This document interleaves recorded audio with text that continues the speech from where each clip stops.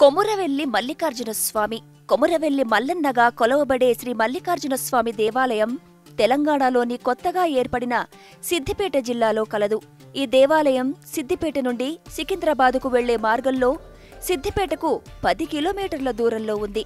కొమురవెల్లి మల్లన్న స్వామిని బంద సోరికల వెలిసిన దేవునిగా కీర్తిస్తారు. మల్లన్న గుడి దగ్గరనే 15 కిలోమీటర్ల దూరంలో కొండపోచమ్మ దేవాలయం కూడా ఉంది.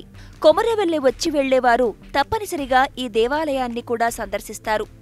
హైదరాబాద్ నుండి ఈ దేవాలయం 85 కిలోమీటర్ల దూరంలో కలదు.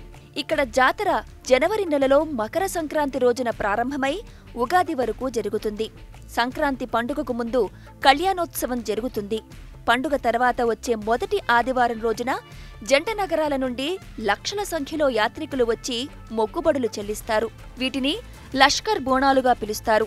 ఎక్కువగా యాదవ భక్తులు సందర్శించే ఈ జాతరలో బోనం, పట్నం అనే విశేషమైన మొక్కుబడులుంటాయి. బోనం అంటే అలంకరించిన కొత్త కుండలో నైవేద్యం వండి స్వామివారికి నివేదిస్తారు.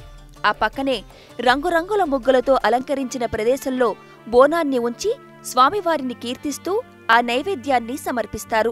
ఒక విధంగా ఇది స్వామి కళ్యాణమే.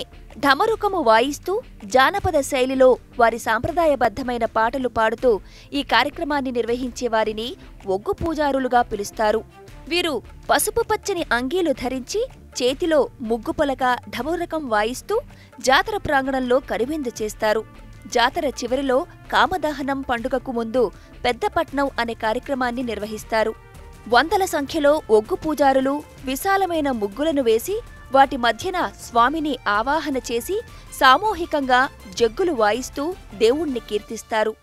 వీరశైవ పూజారులు వీరభద్రుణ్ణి, భద్రకాళిని పూజించి సాంప్రదాయబద్ధమైన పూజలు జరిపి రాత్రివేళ చతురస్రంగా ఏర్పరిచిన స్థలంలో టన్నుల కొద్దీ కర్రలను పేర్చి మంత్రబద్ధంగా అగ్ని ప్రతిష్ఠ చేస్తారు.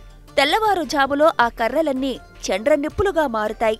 వాటిని విశాలంగా నేర్పి కణకణ మండే నిప్పుల మధ్య నుండి 3 సార్లు స్వామివారి ఉత్సవ విగ్రహాలతో దాటి వెళతారు.